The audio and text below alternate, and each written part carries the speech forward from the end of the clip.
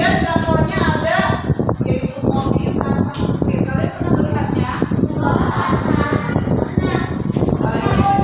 Pernah dicobakan di Beijing ya, menciptakan mobil tanpa supir. Kemudian di Amerika ya sudah dicobakan. Atau kalian sering punya mainan mobil apa namanya? Mobil remote. Apa yang terbang? Oh ya, itu menggunakan AI atau yang kita sebut dengan mesin cerdas ya. Terus kemudian mesin non cerdas. Anak-anak, mesin non cerdas itu dia hanya bekerja sesuai perintah. Contoh, apakah kipas angin itu bisa nyala sendiri? Nyala, nyala, nyala.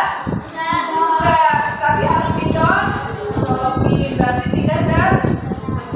Tapi kalau yang cerdas itu bisa jadi bilangnya gitu.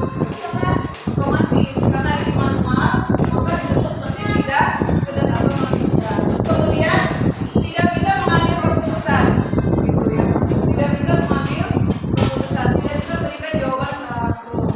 Nah, contohnya kalkulator. Kalian pernah menggunakan kalkulator? Iya, nggak salah. Kalkulator